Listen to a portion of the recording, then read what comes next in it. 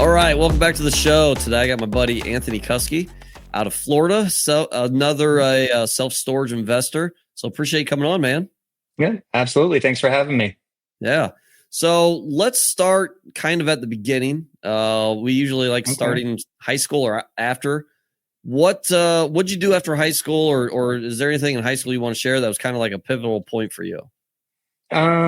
Yeah, I would say I do want to share some of the stuff with high school, probably because it set me up for probably the drive and business sense I have. So grew up, my dad, and it's kind of funny story. So grew up, my dad owned bowling centers. So upstate New York, 13 years old, started working for him. Jump back probably a few years before that. Mom passed when I was 10. So kind of grew up a lot of just, being in the bowling center, and at 13 started working for my dad. And, every weekend we'd go down, I would work Saturday and Sundays. I'd clean trash, clean bathrooms, whatever it was that he needed. I would bowl in the junior league and then go, clean while a lot of the other kids went into the bar. It wasn't open, but they went in the bar and watched wrestling.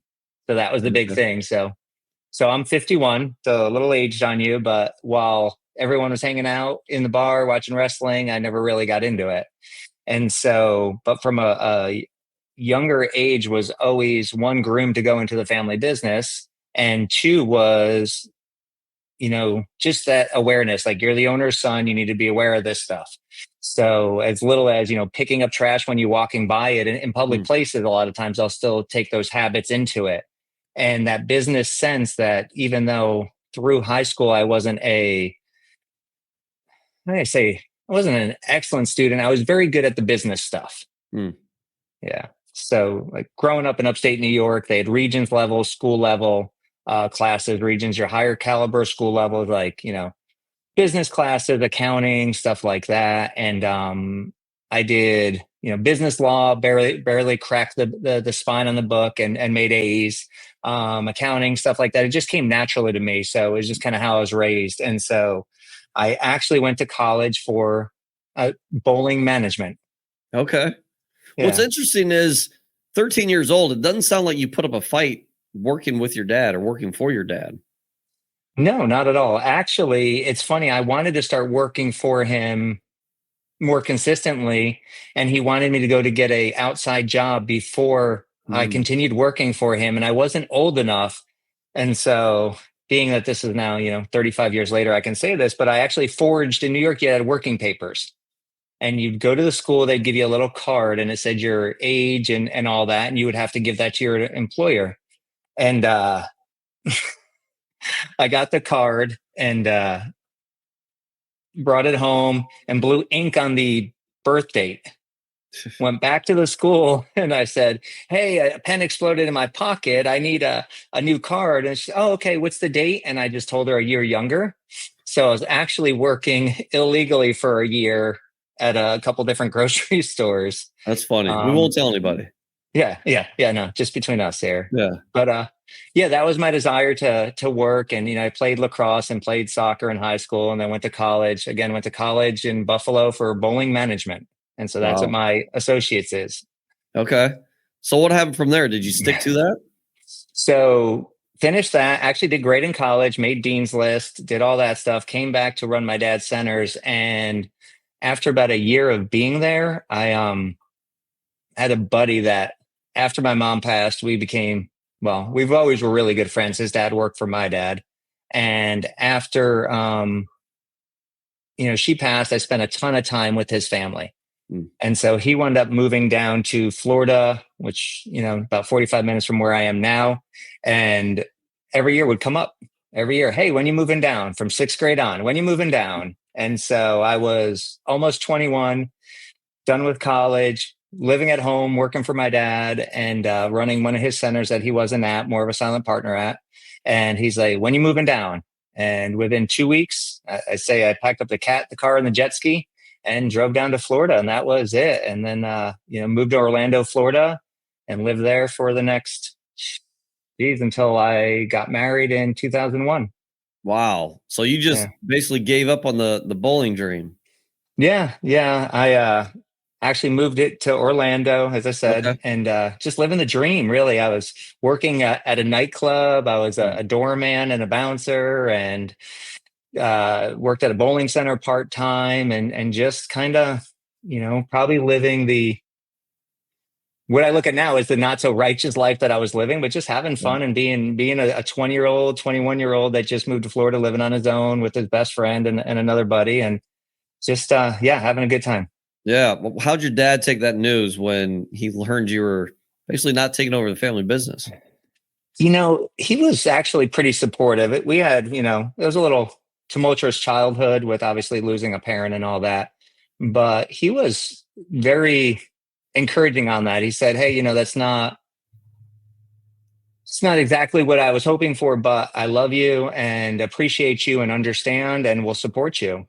That's And awesome. so, yeah, yeah. So even to this day, one of his big things he says is, you moved down to Florida, 21 years old, never asked me for a dime, always, worked hard, always made your own way. And one of the reasons why he says he's proud of me.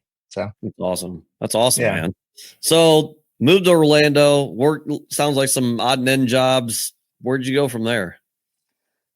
So a lot of sales stuff. I mean, what do you do with a degree in bowling management? Right. So a lot of sales stuff, and what kind of started getting me into real estate and stuff. I had a good friend that I met at that nightclub. Him and I became great friends. This guy named Carlos, and I remember we would always hang out and do whatever. And he would stay over at the house sometimes on the couch if it was a later night, and he would get up at 12, 1 o'clock. Oh, I got to go to the office. After years of doing this, I'm like, dude, what are you doing? He's like, oh, I'm in this investment real estate stuff, this wholesale stuff. I'm like, okay. And so for years he did it, and never really paid much attention to it.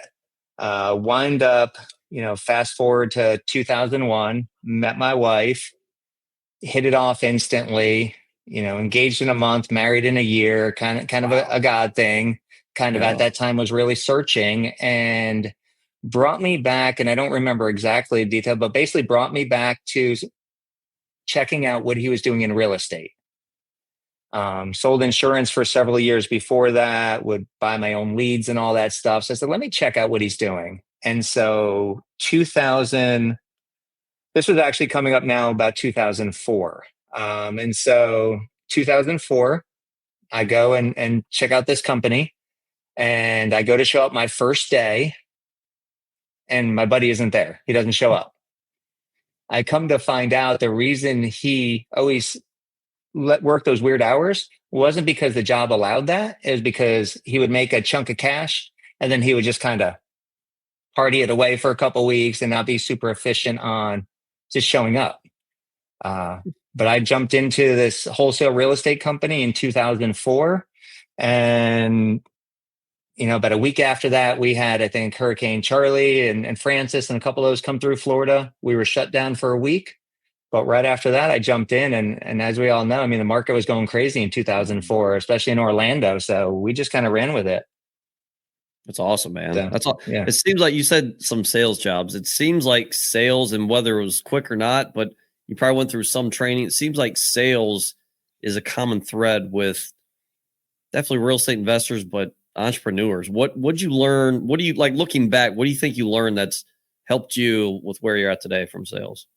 So, yeah, I did sales for, just kind of give you a little context. I got into timeshare in 2001, um, and did that for about a year. Prior to that was insurance for about 2 years. And so went through a company with combined insurance. They would send you off and did all your training, and very, very meticulous training. Like, you raise your pen up and they follow your eye and down to the paper, and stuff like that. And didn't really like that. And so a buddy of mine who was my trainer had a little niche, and he said, here's what I do. And he just targeted salons um, and daycares. And so we would just go in with a short little pitch, and with the caliber of, how can I say this? The type of I guess just the demographic we were dealing with, it was a lot of referral. So he said, hey, Yeah. so and so referred us here. If you get her and don't work, do you get paid? And most of the time it was a no. And so we said, well, hey, we got a great product for you, and just came into that pitch. And so we would always just get a name. Hey, who else do you know? Who else can you refer? And go through that. And so through the insurance training was probably the biggest thing that helped to get me over that fear. And then was with another company where we would just go and they would drop you off in a city for a week and say, here you go, put you up in a hotel, start knocking on doors, start hitting old customers and say you need to update their insurance and try to sell them something else. Wow. Yeah. So just a lot of sales training stuff. Yeah.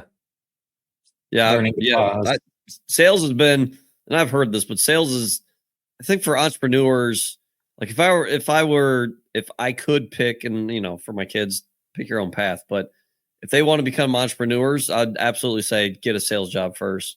Because I think there's a lot of just communication, right? And that's probably the biggest thing, but communication is so important. And when you go through sales, especially if you go through a good sales training program, you learn to be a better communicator. Absolutely. Yeah. And it's funny, as I go to cut you off a hair, I'm thinking to myself, one of the biggest things you learn is to pause. Yeah. Is to listen, is to think about what they're saying, and also be aware of how you're speaking through it. And for me, who's somebody who gets excited, as you at the beginning, gets excited, gets passionate, I have to reel myself in a little bit and kind of slow down. Yep. Yeah. No, that's a great point. That's awesome. So yeah, sales, got in this wholesaling. What happened from there? So in 2004, got started, and this was back in the day. There was no constant contact. We would literally send our list out on I want to say it was an Outlook distribution list or Yahoo distribution list. You could put 100 names per list, and we would send them out as distribution lists. You would attach a Word doc to it and send this out to your investors. We then had a buddy, and the business was going crazy. And again, you're in Orlando, so it's already a hot market anyway, big city. A buddy realized, hey, if we just put one picture in that email, and instead of doing an attachment, we did it right in the email, we could sell the properties almost sight unseen. So we started doing that. The people would drive past the house. They would look at it. Things were appreciating so fast. They would just say, hey, I'll take it.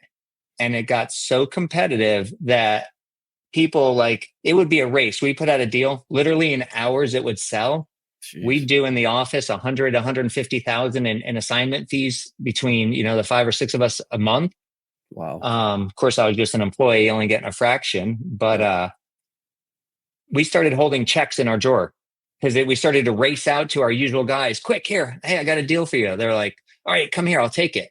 And you would race to get a check, and whoever was first in the office with a check and with the contract would win. So then guys would be like, hey, can I just give you a check to hold? And you would have 3, 4, 5 checks of your regular guys that just sat in your drawer. And it's like, yep, I got a check. Boom, they're taking it. And it was really, it was like the wild, wild west. Things were going so crazy, and obviously why everything crashed after that. Right. Man, that's crazy. That's crazy. I mean, smart, especially I'm just, put myself in the shoes of those investors of, just here's some checks, hold them in your desk. Yeah. It's hilarious. Yeah. So, and that was a smaller company, right? Yeah. Like that wasn't a huge. No, it was called Bay Vision Realty. They did spin off, and honestly, I don't think they're still around anymore. Still connected with one of the owners. Great people.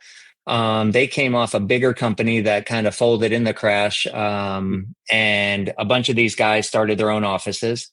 And so they had offices in Atlanta and stuff like that. The bigger company, I think it's called RealNet back in the day. I hope I can say it. If not, edit it. No. But it's no longer there. So anyway, and they're back under a different name now anyway. But so started with them in 2004, worked for them for 2 years, and then was actually getting ready to open an office over where I am now, over in Brevard County, which is over on the east coast of Florida. Over kind of like the Space Center, stuff like that. And so got my broker's license, kind of came to the table with them, and I met there's three brothers that owned it. I went in Tampa, said, yes, we'd love you to have an office. Here's where it is, Brevard County, we got nobody there. I'm like, great, contract a house over here, getting ready to build. And at that time, the market we didn't see it, was starting to falter a little bit. So some of their offices weren't doing great. Funny enough, the guy who originally got me into the business opened an office in Volusia County, which is Daytona Beach area, that wasn't doing great, mostly because he wasn't working it correctly. But so when I was getting ready to do my final negotiation for this office, after I got the verbal commitment, I said, hey, I know a lot of you guys are just agents and they have no liability.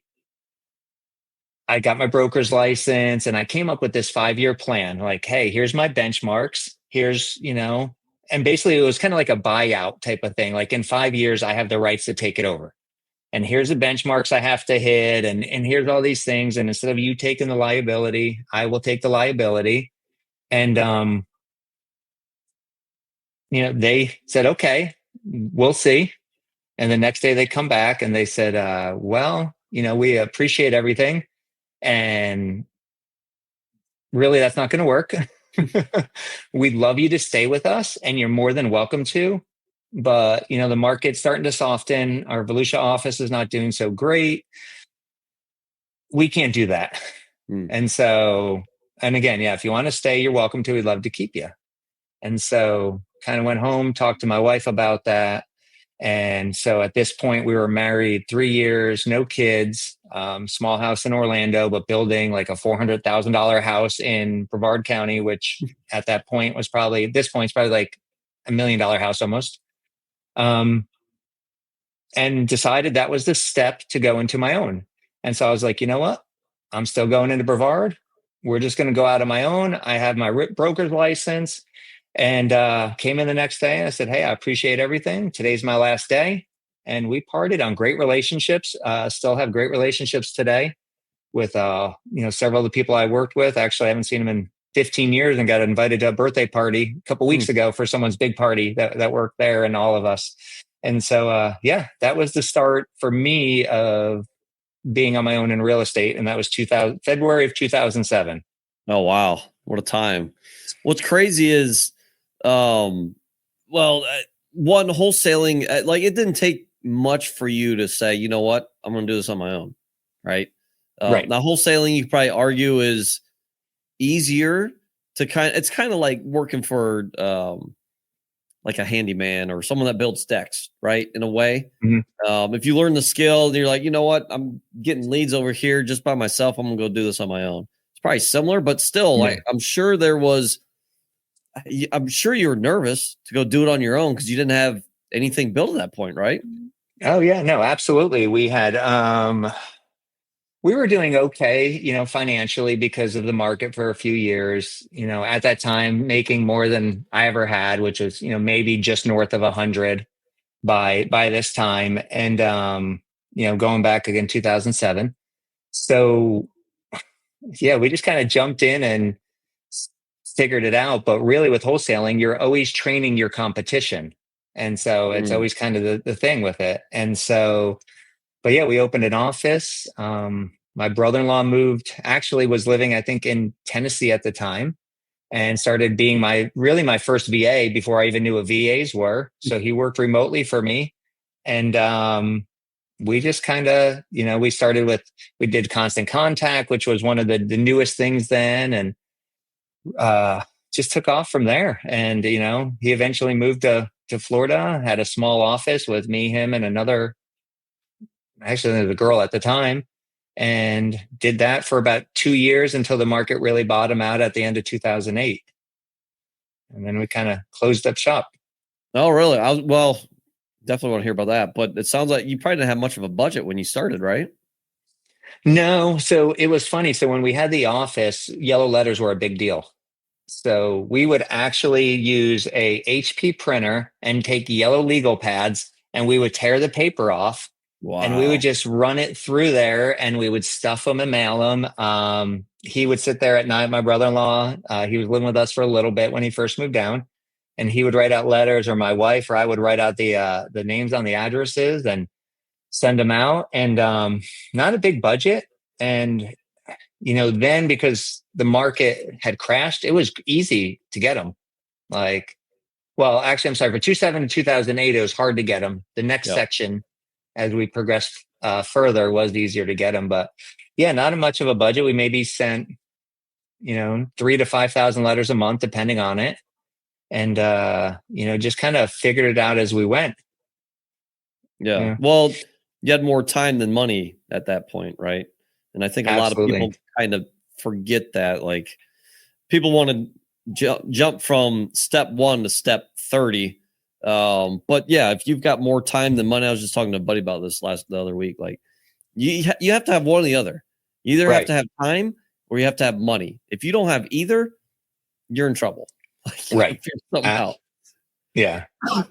So, you just kind of went through that where 2007, 2008, you had a bunch of deals, and then obviously people stopped buying. So what did that look like? And then obviously you had to fold up shop. And what'd you do? Yeah. So end of 2008, closed up shop, started working let everyone go, but was still committed. So we continued to work real estate, but I just worked it from home as a solopreneur, kind of like I do these days but didn't have the VAs or anything like that.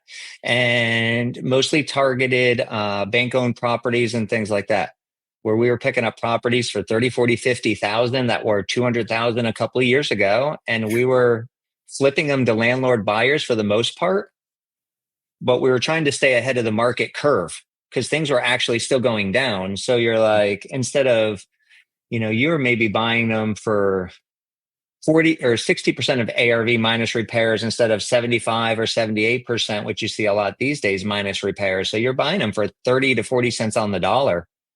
And, shoulda, woulda, coulda. If I know some guys who bought 15, 20 properties then that have retired 15 years ago and just lend money because so much equity was in them. Yeah. Yeah. And so did that until end of 2009, beginning of 10, and market started to pick up. Decided to move my office back into Orlando and started just a small office, just me. And then I had another buddy who did some stuff. He took the other suite. And even though we weren't partners, we were technically competition.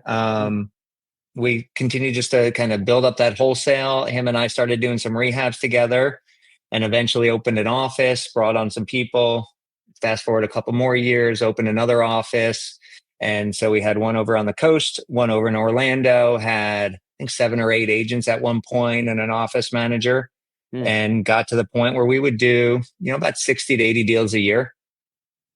That's awesome. Yeah. And kind of went from there. And I want to ask you a question before this one, but if I forget to ask you, remind me what my dad was texting me earlier before we got on here. So obviously you scaled a business and you have basically no, ownership experience. How did that go? How did hiring, building team culture, obviously sales training, how did all that happen without having that experience? So I would say I am a people person before I am a businessman. Sometimes that's a fault. I'm still that way now. Especially as I've grown in my faith, and through that time was really growing in my faith. I invested time in people, found trainers, did some Ron LeGrand stuff. Everybody talks about the rich dad. I was never a Kiyosaki man. Like I read through the book. It just never really, it made sense, but that wasn't my hey, because I was already on my own. Insurance, I was on my own. Timeshare, you're straight commission. I'm on my own. Did a lot of bartending on the backside of all that stuff for supplemental income. Obviously did that with my dad for a while at the bowling center. And so got into John Martinez stuff, started doing trainings with that. So as we got both of the offices, my brother-in-law was running one, I was running the Orlando one, living over here on the coast and driving about an hour each day into Orlando, and really started seeking into the John Martinez stuff. So we would do sales trainings about once a week. Ideally, sometimes it was once a month, but we would use call rail and just break down a call. Hey, let's go through this and kind of just do more community building stuff. We would cover all the costs on everything as far as marketing and all that stuff. And these guys were straight commission. But yeah, it was a learn as you go. It was some of my faults. I was never a KPI guy. I was like, hey, we need to mail letters. Okay, we need deals. We need to be working these. We need to be, dropping signs. It was a lot of guerrilla marketing. Yeah. So, basically, obviously you learn from others and other programs, but you're building a sales business, basically. So there's probably not a ton of, nuances and intricacies there. But obviously you've got to, you have sales trading through that. You said you did that till what year? So I wholesaled up until actually 2020. Okay. And so, I did almost really 20 years. Let's see, 2004. So about 16 years of strict wholesaling up to COVID. And so I want to say you and I first met maybe around 2020, something like that. I think that one meeting you were at. At our previous mastermind. And so coming up to that, I was getting, again, we did all the sales training and had a great life. Started coaching my son's baseball he started at 8 years old, kind of got brought into coaching baseball then as a assistant to the assistant to the assistant, probably. And, little league or any type of community thing, you need help. So next season, hey, we want assistant coaches. Okay. Next season, hey, we need head coaches. And I'm like, I don't really know what I'm doing. And they're like, oh, we'll teach you. Of course, they never do. But, and that really kind of, got me into baseball and coaching, but also because of the real estate allowed me to be there and do all that stuff. And so, continued to do the wholesaling up through 2020, continue to do, 3 to 5 flips a year, renovations. Yeah. So we were doing those also. And I would partner with another wholesaler. Okay. Him and I would do those. And, some turned out really well because market appreciation. Some turned out okay.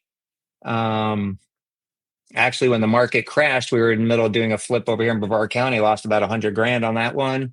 So definitely some ups and downs, had a contractor steal stuff, had all the horror stories, all of the expensive coaching lessons that you don't pay for, but you pay for in the end. And so had a lot of that. But coming up to, I want to say it was 2018. And I started just getting frustrated of the searching for deals. All right, we got 4 deals this month, and we would do 60 to 80 wholesales a year. And I don't know if you know a guy named Alex Casada. I know he's gotten bigger and bigger into the storage space now. Guy came to work for me, was like a bulldog. And so he was with us for a while. And I mentioned him because he's big in the storage space now, but came in with a bulldog, will go ahead, do his work and leave, but helped us. So he transitioned out, had a couple of guys, and he was one of my really good guys. So he transitioned out, another guy transitioned out. Again, I started just getting burned out on the wheel, and I started searching for other things. And so I came across mobile home parks. And for years, I've always drove past them, not knowing a thing, thinking, man, that's got to be a great piece of property right there. And here on the coast, like you're going down the, A1A and there's a mobile home park, not knowing anything about it, just thinking, man, that's got to be a great investment. And so started getting into mobile home parks. And so at 2018, we still had the wholesaling. And because I believe in people and because I'm one of those guys, I want to bring people along with me, whether sometimes to a fault, this wasn't, but sometimes to a fault. I invited one of the guys that worked for me and the guy I was flipping houses with to go to Frank Rolfe's mobile home boot camp. And so at that time or around that time, our Brevard office wasn't doing as well. And that's the one my brother-in-law ran. And so we decided to close that one up and, kind of let those guys go. scale back the wholesaling a little bit, still continuing to do, 40 to 50 deals a year, but with a smaller team. And then bought a couple, wholesale the mobile home park, bought another mobile home park with two partners, guys I just mentioned, and got that off a letter Hmm. and in Memphis, manage it remotely, and just turn that thing around, and happened to exit it at the right point in 2022. Rates were still at like 2.5%. Yeah. Yeah. But had that value add, and just, turn that around and kind of work through that. And that was our next venture. So it was wholesaling and then mobile home parks for a little bit. And wholesale, to me, wholesaling is so important because especially if you don't know how to find deals, that's how you learn, right? So you learn how to find deals. You could find deals in any niche. You could find deals in cars if you had to, because you've got sounds like over a decade of experience just finding deals. So I want to ask, because it sounds like your first mobile home park was out of state. What made you go out of state? People ask me that with storage too. It's where the deal came in. It was casting a wide net, see what kind of responded, and went from there. And this was a 55 unit park in Memphis. Some bad partnerships. It's 55 units or 55 lots, 50 units. Only 20 of them were occupied, and most of them were distressed. And so we wound up paying roughly $10,000 a lot for it. And so it was that's where the opportunity came. And one of my partners was really, really good. Actually, he's a big Columbus, Ohio guy. He owns properties in Columbus up your way. Nice. Yeah. With always smart guy. Huh? Smart guy. Yeah. And Columbus, I think, is one of the best markets right now for real estate and storage right now. I think it's like one of the hottest markets, isn't it? Yep. Yeah. It's on fire. Yeah. Yeah. And so for years, he was trying to get us to buy junky properties in Columbus, because he worked for us for quite a while, and still him and I had several other business ventures. Good guy. But he'd be like, it's moving this way. This is where we see things going. And he would buy these crappy properties on the edge of where he saw population moving to. And then he would do some partnerships where he would even get a small 30%. And he would just bring in the money guy, and he would do all the work, and started doing well on it. And although I didn't buy in on the Columbus thing, probably should have, but, he was the analytical type. So I brought in the drive and motivation and like the leadership. He brought in the analytical side. And then my other buddy who I did the flips with, he brought in the construction stuff. And so he kind of managed a lot of the construction stuff on these things. I handled the operations, and my buddy Jeff was the analytics guy on the back end of just, running all the numbers. And so he looked at it, and we talked about the numbers, and we're like, we can't go wrong. And so we bought that in, I want to say 2019. I think we had it 2 years, 2019, 2020. So probably 2019, because it was pre-COVID. I think it was September 2019, and then started just to turning them around one by one. Nice. So is that you've done more than one mobile home park, right? We've done 3. One was just a wholesale. One, we had that one, and we had another one that was kind of a junky one. Thought we would turn it around better. And I mean, we turned it around, we exited, we made money, but it was more of a headache. And that's what kind of got me frustrated with the tenants and toilets and stuff like that. Yeah. So, yeah. But mobile homes weren't our big niche. What's that? They were not our big niche. They would have been if I didn't separate with the partnerships. But realized I was how can I put this? Yeah. So I didn't feel like I was getting the return on my investment. Gotcha. Yeah. So it sounds like this is when you started pivoting to storage.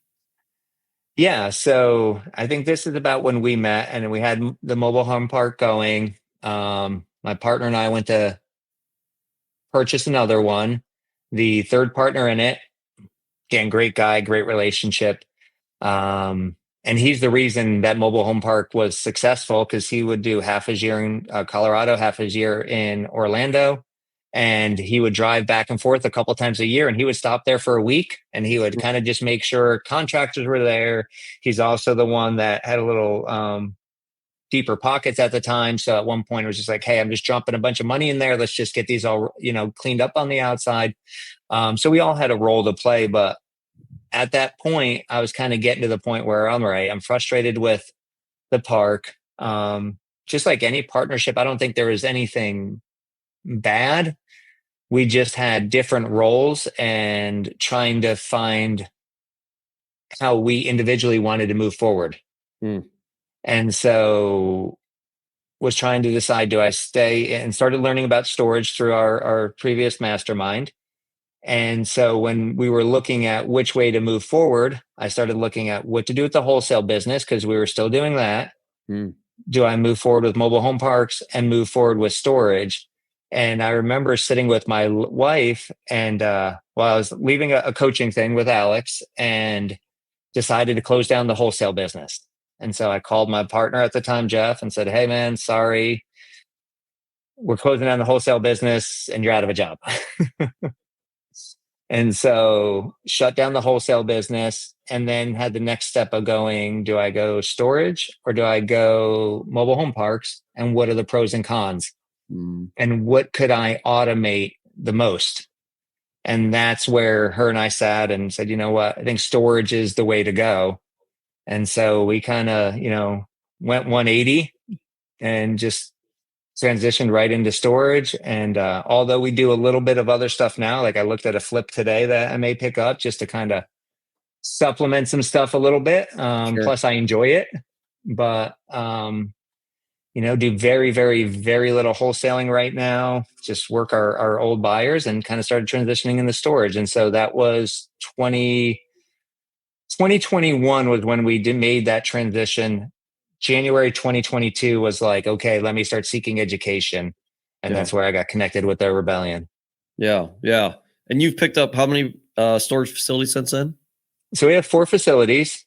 Nice. And really most of them we picked up in the first 2 years. Yeah.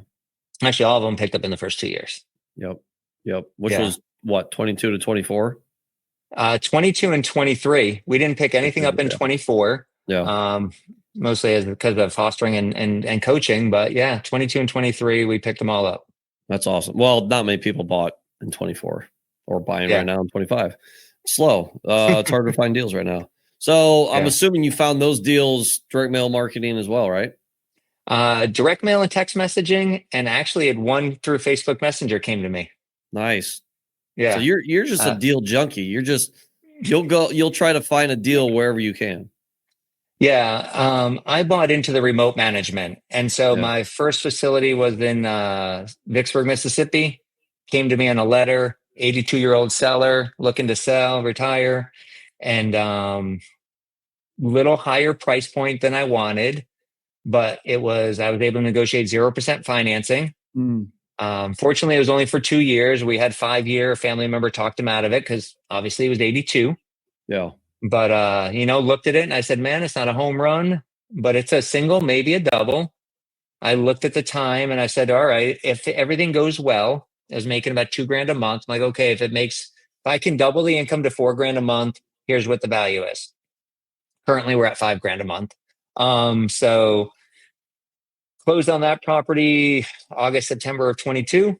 And I remember setting it up on ESS and getting my first text message that somebody rented. And I was like, man, this crap actually may work. Yeah. Yeah. And then go ahead. It went from there. Yeah. It's interesting when I still don't understand why people are in storage. Don't let that get out. But yeah, it's like, even, we just had, especially in Ohio, seasonal, right? November through February. It's like everyone's moving out. When are we going to see someone move back in again? And granted, we have some people come here and there, but not many move-ins compared to move-outs. And it's like every year I have to remind myself, like, oh yeah, people do rent these. But yeah, it doesn't. I know that feeling of like, oh yeah, this may work, because I get it like Yeah. every year. Because again, every winter, we lose a lot of people. So you said Mississippi. Where are your other ones at?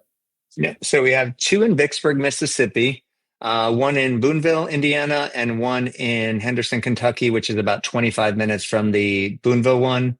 Okay, So we have, nice. So you yeah, got four, yeah, but two of them, it's like two locations basically. yep, yep. So we have one boots on the ground that manages two. We have another boots on the ground that manages the other two. Nice, And nice. and then I haven't been to the one, and geez, one of them I've been to probably a year and a half. Yeah. Yeah. How's remote management? Are these, I'm assuming, smaller towns, right? Yeah. So Vicksburg it's right on the main highway, but Jackson is the biggest airport. So we're about 45 minutes outside of Jackson. I Okay. would say there's, I think, 50, 60,000 people in all of Vicksburg. Okay. Um, and this first facility is kind of in a bowl, and it's the last one coming out of this road in Vicksburg. And I was a little worried. Is $2,000 a month, and we raised rates and raised rates, and I think the owner's like, "Oh, I'm 100% full," but he had people that hadn't paid in like years, like literally years, probably 5 years. One lady didn't pay, owed thousands of dollars, never evicted her, and so we just we came in and just slowly raised rents and raised rents, and the owner was in the trailer that's on the property, and he moved out, and we rented that out for almost $1,000 a month, and um so that was our first. Second one was in Henderson off of, I don't know if that one, I think that one was on a text message. Um, Shortly after that was Boonville. And then I'm sorry, in between Henderson and Boonville was one that came to Facebook Messenger in Vicksburg, another small one. And so my two in Vicksburg are small. They're about 13,000 square feet together. But was another mismanaged one. The guy bought it, thought it'd be easy, didn't have time for it. Said, "I heard you're buying some facilities in the area. What do you think of this one?" And so, pick that one up. It's about 5,500 square feet, and normally wouldn't have, but it's close to my other. And so we bought it. We branded it under the same name. We painted them both the same colors. Nice. And so, that's about 13.5 in that market. And then the other two are 28 and 23,000 square feet. Nice. Yeah. So 4 storage facilities. It sounds like you do some fix and flips here and there. Is that what's keeping you busy right now? Really, well, I find myself to try to stay busy with that, but really the Yeah. storage doesn't keep me all that busy. Right. I got three That's out of 5 four of the minutes a week. facilities. Yeah. Yeah. I mean, I'll jump in and we use Cubby. I'll jump in and look at Cubby and kind of see how that stuff's doing. I may tweak some SEO stuff in the website, but Yeah.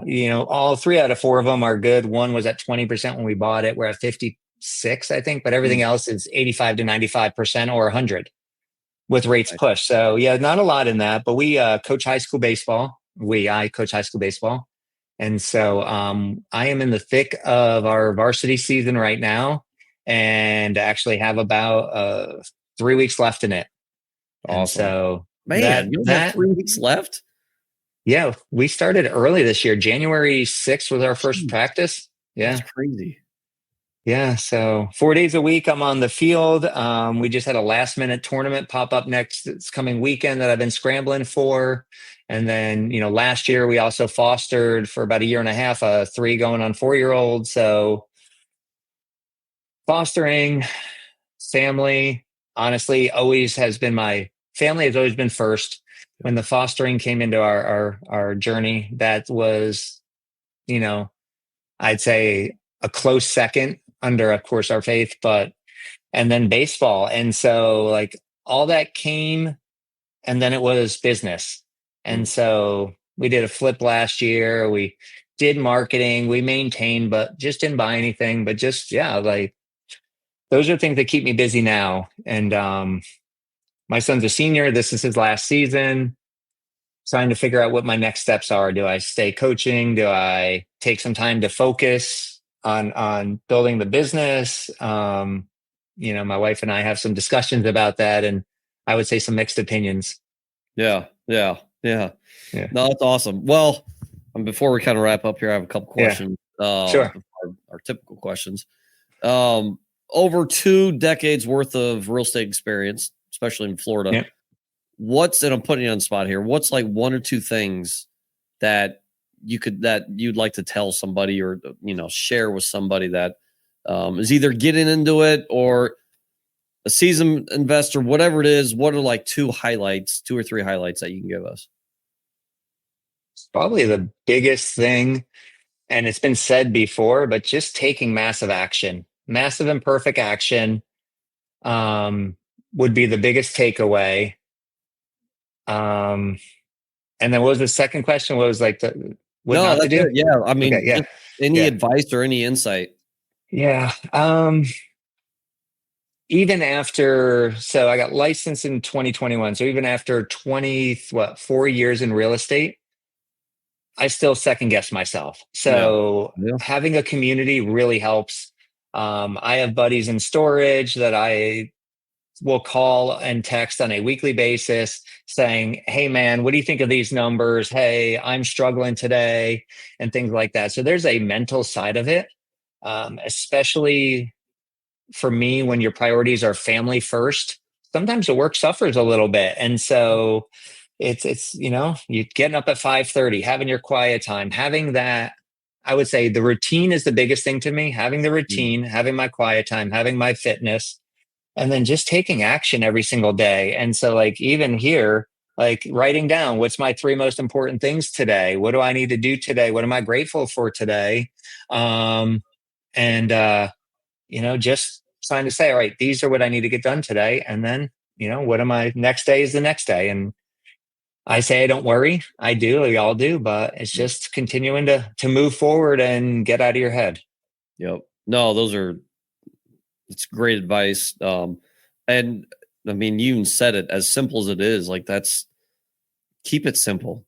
People Right. overcomplicate things. I think that's where they go wrong. I did want to ask back to the text from my dad Yeah. before you and I I got was on gonna here. say, yeah. Yeah, he's in Ohio with me, and he's always talked about moving to Florida, and I'd like Hmm. to move to Florida one day too. But kids are up here, family's up here, and not time for us. But he's been looking.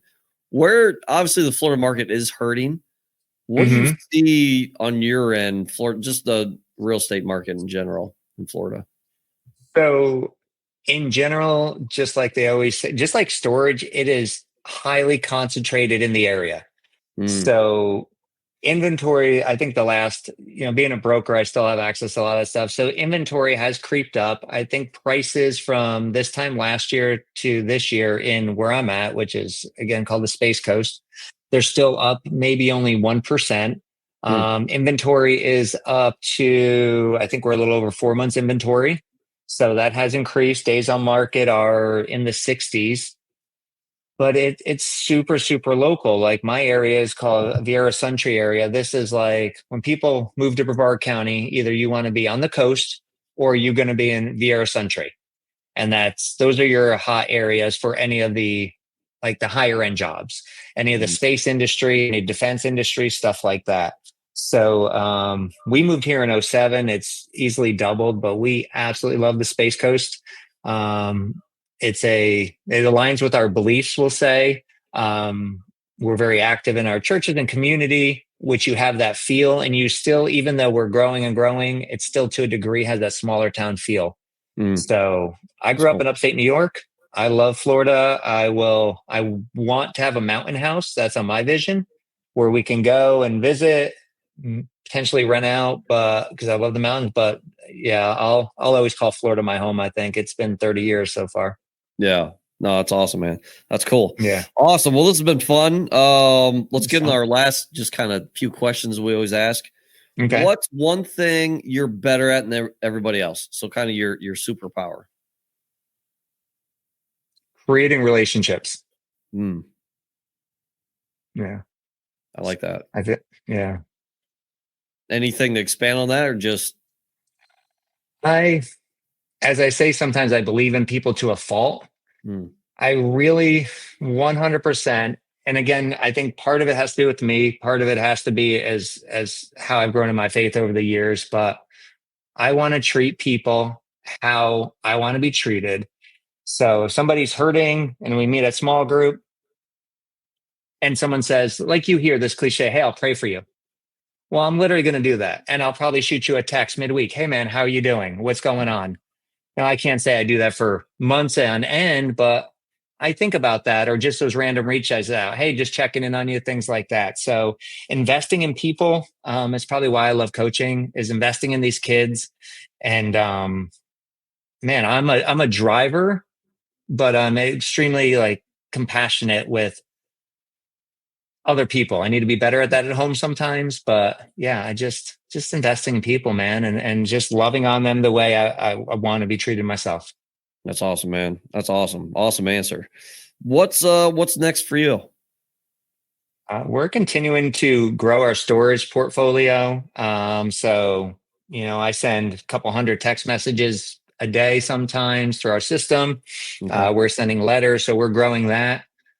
We're still trying to figure out the next journey once baseball is done. But, my kids are older. My son's 18, my daughter's 16. And so looking at some travel, looking at spending some time in the mountains, and just honestly, it's going to be a new section of life. But really, right now is growing storage and enjoying these last month of baseball, and then having rotator surgery. Oh, there you go. Yeah. So, and you ended with the not so fun part. Yeah, but obviously right. you've got your vision dialed in, right? Like it sounds like you know exactly where you're going and what you're doing, which is awesome. Very intentional. If anyone wants to find you, reach out to you, have questions, whatever it is, where can they find you? Instagram, we're faith family flipping. We are on Facebook, Anthony Kusky. You can also find like our real estate companies, which is under Cheap Home Deals for wholesale deals, but most of our stuff is storage. Most of my antics, everything, just go to Instagram, Faith Family Flipping. That's probably the easiest way. And I'll also post up my email. You can post it up on there and people can email me. Cool. Awesome, man. Yeah. Awesome. Well, appreciate you coming on. This has been a fun show. Very insightful. Great hearing your story. And we'll see you guys next time. Thanks for following, subscribing, and listening to this episode of the Do More podcast hosted by John Farling. To learn more or ask questions, go to l4investing.com.